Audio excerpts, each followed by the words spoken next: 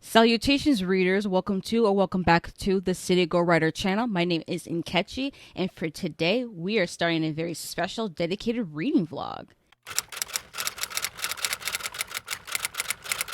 As you could tell from the thumbnail and from the title, I'm going to be reading my number one most anticipated release of 2023, which y'all have been seeing around. It's been getting a lot of buzz, a lot of hype lately from early reviews and just people even reading it now.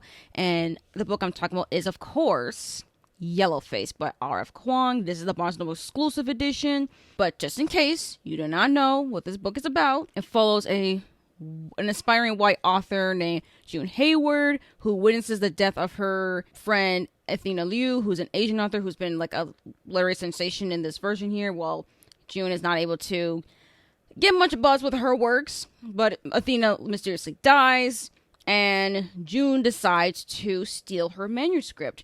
She edits it, she rebrands herself into Juniper Song, and posts a racially ambiguous author photo, and pretty much does Yellowface, which is like, wow. And this isn't gonna be first person. It's supposed to be very satirical. This is R.F. Kuang's literary debut, and I'm just like, oh, okay, so we're away from fantasy. So yeah, it says here, it's totally immersive first person. Yellowface grapples with questions of diversity, racism, and cultural appropriation, as well as the terrifying alienation of social media.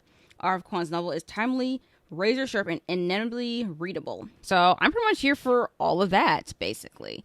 And honestly, so far, R.F. Kuang has never missed. She's practically an autobi author. She has been an autobi author for me since last year, since I read, The Poppy War and Babel, which it's not very long. It's, how long is this?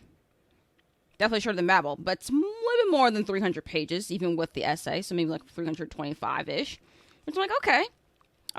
And I do plan on annotating it, so I do have some 2 mildliner, zebra mildliner highlighters here. I have this orange pen. I have these tabs here. Not totally sure what the tabs are going to represent. I'm going to kind of like figure all that out as I go along. I have a bookmark to go along with it. And I also have my headphones to go along with this, because I will be reading this also via audio, because I actually was able to get an audiobook hold for this, which is like surprising. I was not expecting to get the audiobook for it. Now, I'm just pretty much just here just to start the vlog, because I haven't started reading it yet, and I'll update y'all. I don't know.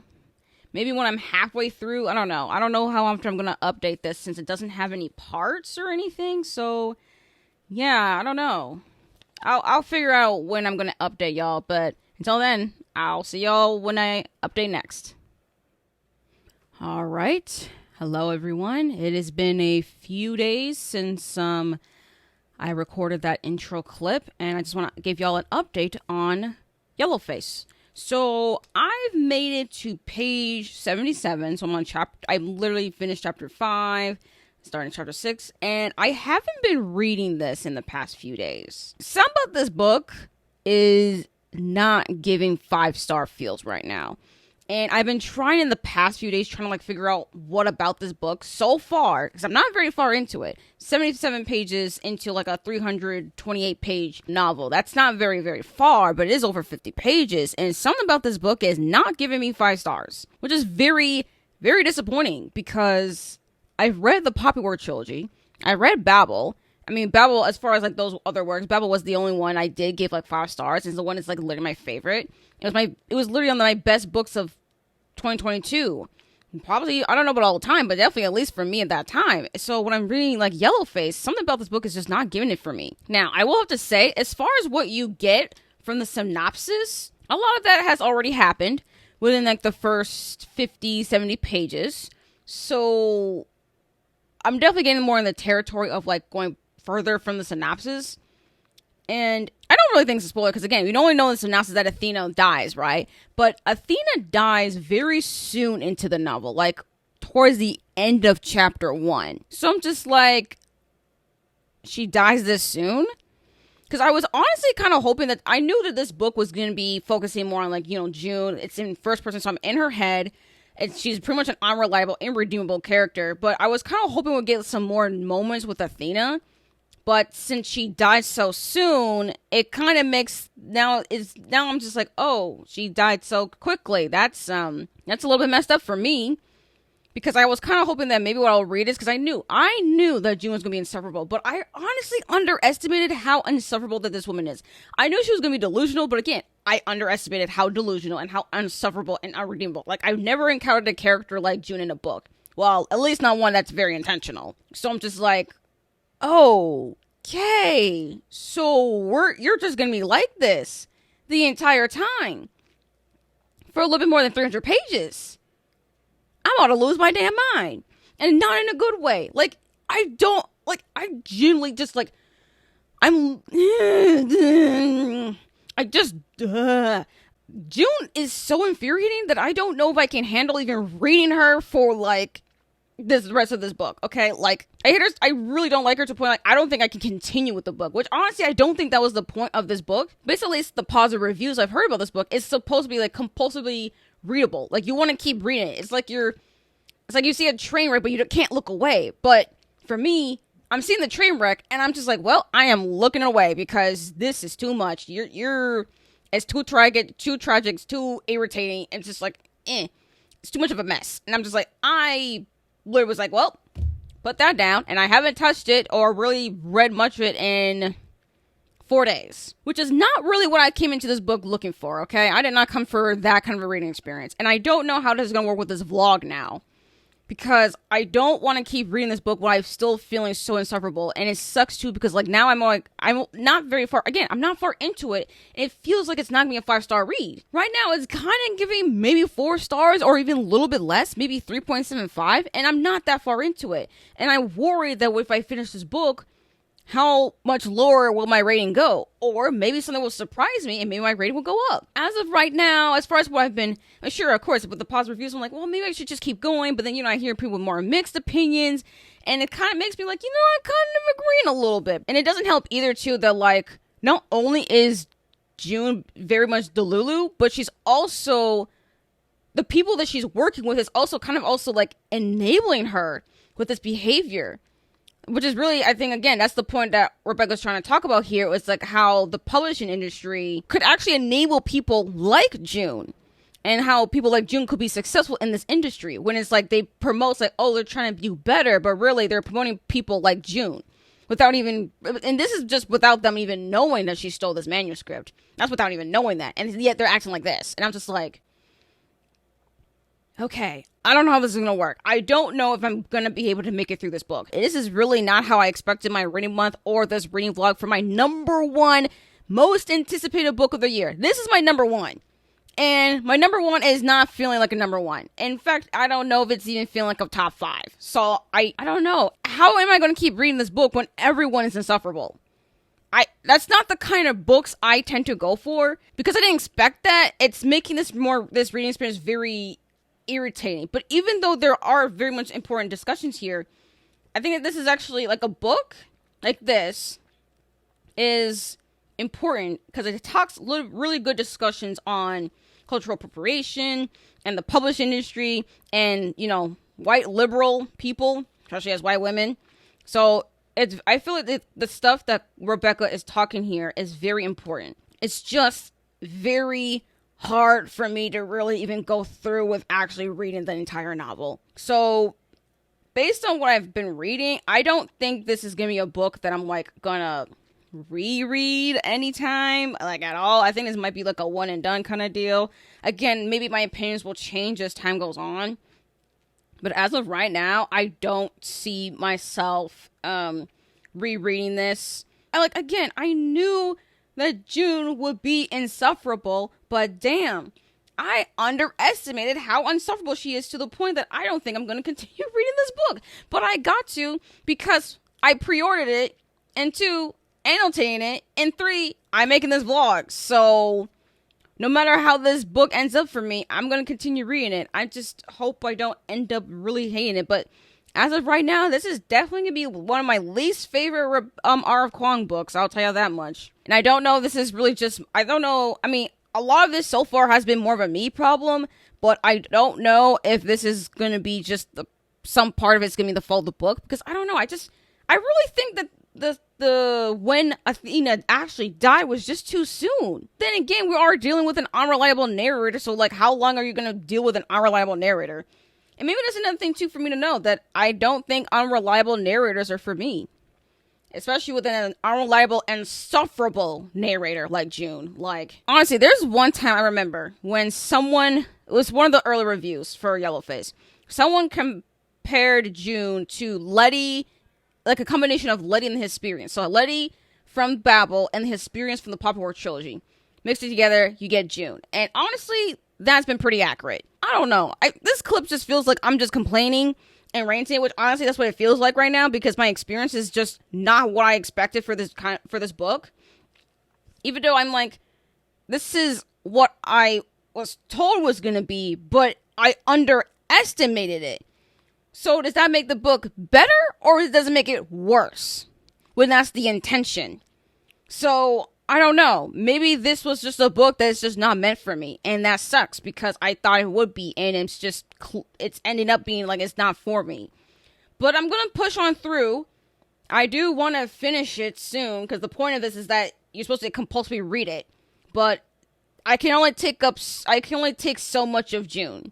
So right now, we're recording this at late at night, so maybe tomorrow, because I do have a few hours left of the audiobook. So again, I'm also hybrid reading as well, and the audiobook actually is pretty good, which also makes things of this experience even worse for me. It's good, but like, oh gosh, does this make this character even more insufferable? So yeah, it's just a matter of trying to figure out how quickly can I finish this book just so I can get it off my hands. Oh gosh, this is not what I thought this was gonna be. Or maybe I just don't finish it at all. It's almost the end of the month, so I don't know. Am I gonna finish it? Who knows? I want to finish it as soon as I can, but we'll have to wait and see. So I'll update y'all whenever I update y'all.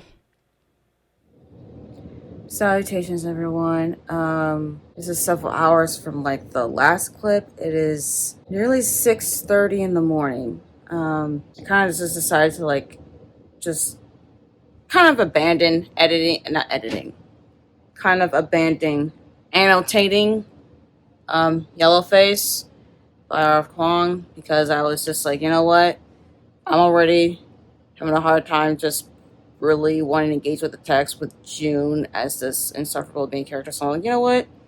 Let's just hybrid read without anything, you know? Let's just go audio and physical reading. That's why I have my headphones on. I'm also doing the audio of this particular clip from the headphones, so if it sounds different, it's because of that. But anyways, I wanted to make an update because I made it 2/3 the way through here, so I'm now much further into the book.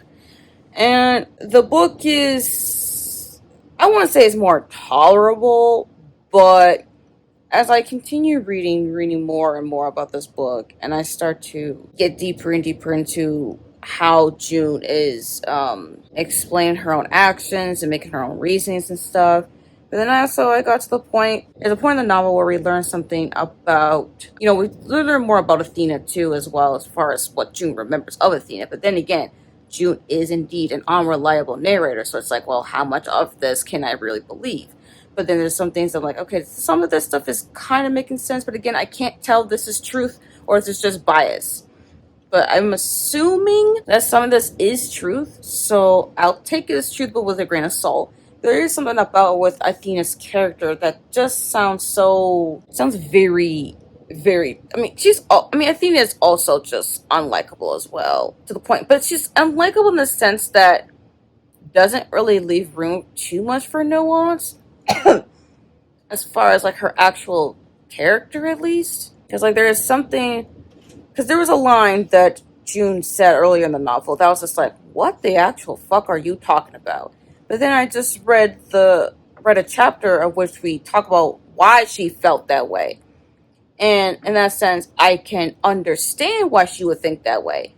Even though you're still wrong, but I understand why she think that way. And that's the thing about this novel, is that I'm understanding June's character really, really well. But when it comes with Athena's character, I'm not fully understanding.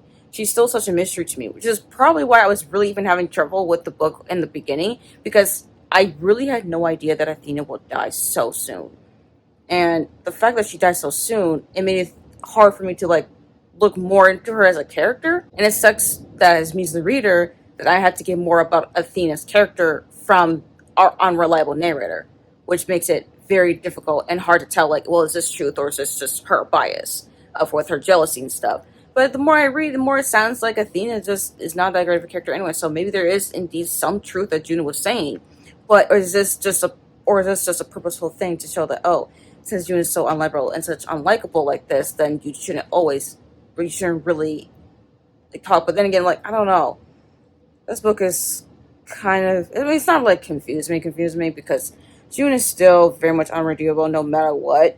But the more I read, the more I'm understanding not just like her character, but also how she's even able to get away with it. And it's definitely pretty clear with that. But as far as the actual plot of the book itself, it definitely moved very, very fast. Like from the manuscript to editing to getting the book deal and the bestseller list and all these other things and movie rights stuff. I'm just like, that's a lot going in. Just that's a lot going fast. Yeah, and then all the author events and stuff. And now I'm in the point of the novel where like she wrote something else, so it's like now it's controversy with that. And it's definitely a lot of like, listen, this book just definitely talks about like internet discourse, more specifically with Twitter discourse. Now, as someone who does go on Twitter and stuff, I'm not really deep into the book Twitter discourse stuff, but I am familiar with possible discourse that honestly kind of bleeds into more just outside of book Twitter, more like Bookstagram or BookTube or stuff like that. I definitely understand in that sense. So when it comes to the Twitter discourse stuff, it's like the kind of Twitter things that were going on with the actual book that June publishes that was originally Athena's manuscript. It's just really interesting to see how people, or possible reactions, but it's also people like speculating like something about this does not seem right and stuff, which I think is really, really cool and stuff that we get that kind of discussion. Because the way at least R.F. Kuang wrote it, I'm like, yeah, that sounds about right. That sounds very much like Twitter. Even if I'm not really into book Twitter like that, I'm like, yeah, I can imagine that. It's the same thing we do on BookTube, same thing we do on Bookstagram. So I definitely can see how R.F. Kuang was able to write the book community actually in a way that's actually pretty accurate. Although I just don't know about this book. Like, again, sure, I'm starting to understand things more with this book, but I'm still not getting the 5-star feel. But at least it doesn't feel more like I'm going down to a 3. I think so far I'm feeling evening out in the middle with like a 4. But again, this is just what I'm speculating, and I'm also coming into it with lower expectations. I'm lowering the expectations with this book for myself, at least for not just an enjoyment, but also for character and theming. I mean, I think the theming is still good. I think there's actually this book can spark discussions regarding like cultural appropriation, who gets to write what kind of stories, and the process of how some writers were able to write some stories, and how you get those kind of stories, especially as traumatic kind of stories as well, even if it's from your own culture. So it's nothing about that. This is just a book that I definitely did not expect to do, but I'm going to have to say that this is not a bad book. I'm just going to say that despite my really mixed experience with this book, I want you all to know that this is not a bad book. I definitely do at least give it a read, especially if you've never read R.F. Kuang's works. You could probably start with this one. It is definitely the shortest one out of her works. That part is very much true. But as far as like me as someone who's been reading her works, this is definitely not going to be a favorite of mine of hers, which honestly really sucked because I really thought I would love it just as much as Babel. But I guess Babel was the book for me for the kind of reader I am as of right now. Maybe years down the line, I look back at Yellowface and maybe I'll think differently. But as of right now, it's not feeling like a favorite. I think this will be my final update until we get to pretty much the end, unless something else happens. But as of right now, I just want to talk about those thoughts. And yeah, I'll definitely talk to you all at the end. Salutations, readers. Today, I am here to make my final update for Yellowface by R.F. Kuang. It is literally 11:30 a.m. I literally stood up all night to finish reading this book, and I just had to ponder on it for a little bit because this was something I did not expect to say, but this book actually disappointed me. Yeah, this is not a 5-star read, but I think you could tell from my other updates that I basically was saying that this is not a 5-star read. I'm not quite the audience for this book. So, rating wise, I'm giving this 3.5 for 3.75 on a good day. But for right now, I've set it on a 3.5 right now. What this boiled down to mostly was the reading experience. And a part of the reading experience I did not like was the fact that, again, I knew that this would be first person, and I'd be in the head of this delusional white woman who stole the manuscript of her Asian peer. I'm going to say her peer because I don't really think they were even really friends. I'm going to say that they were peers, honestly.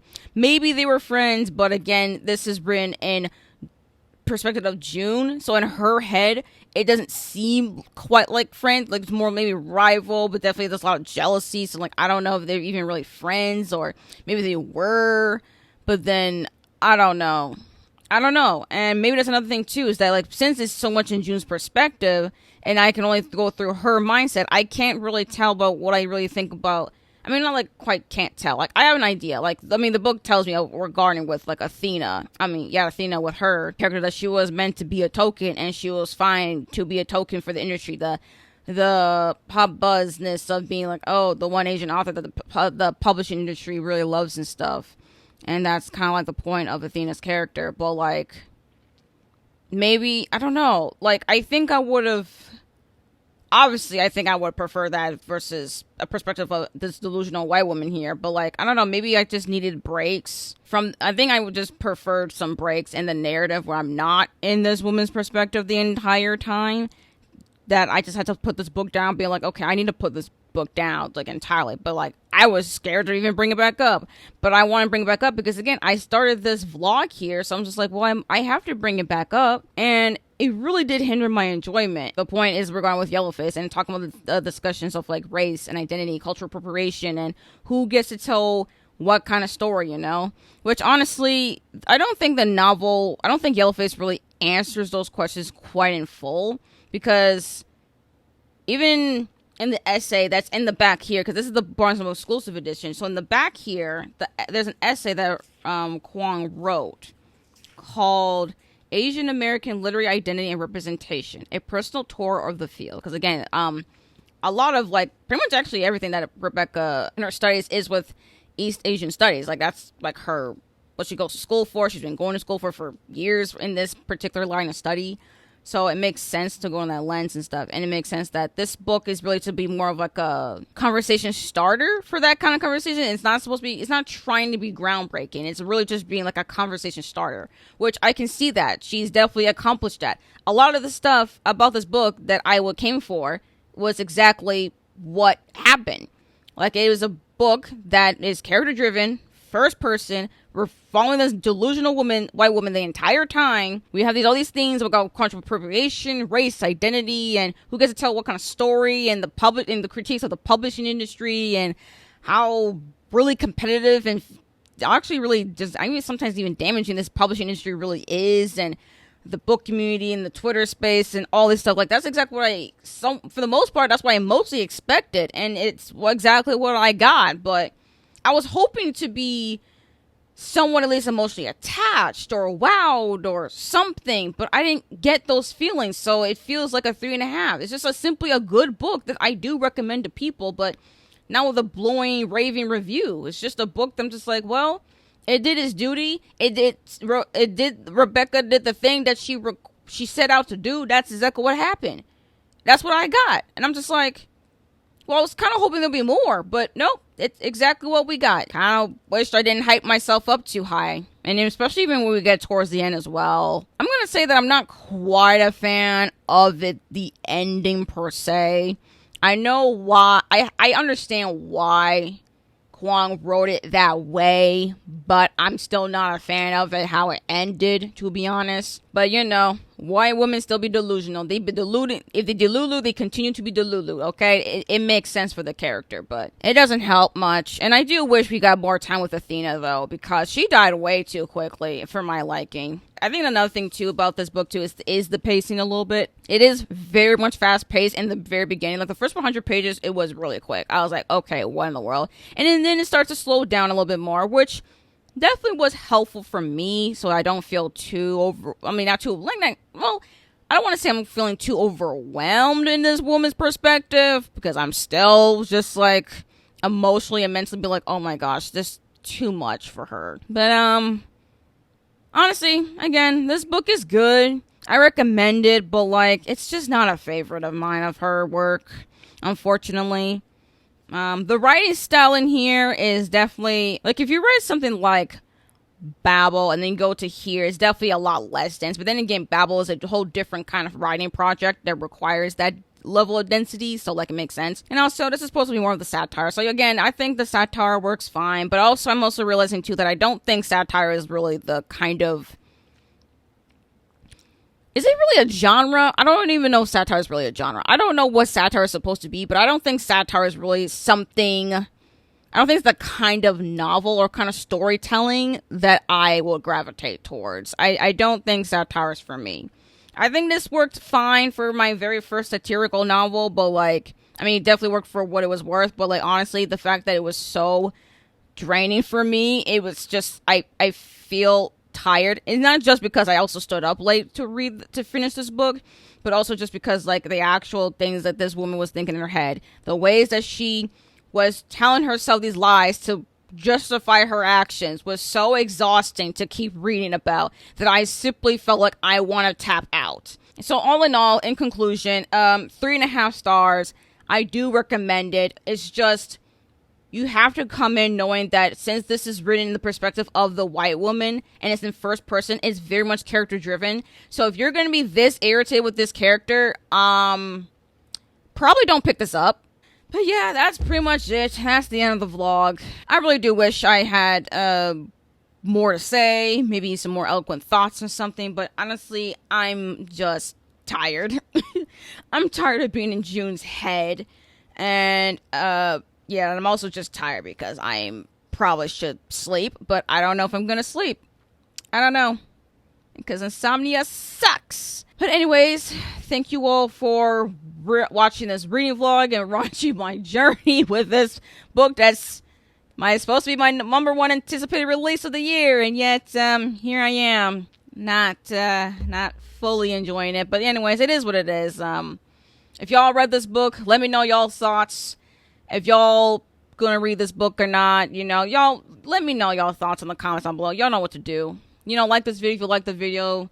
Subscribe, notification bell, so you can know when I'm being notified when I upload videos or do rating sprints, all the things. Social media links will be in the description. If I link something, I don't know, look in the description. I don't know if I'm going to link anything, but if you don't know what to comment, I don't know, maybe the yellow heart emoji, the eyeball emoji, something that's yellow, I don't know, like a yellow heart, eyeballs, something like that. I don't know. Pick whatever.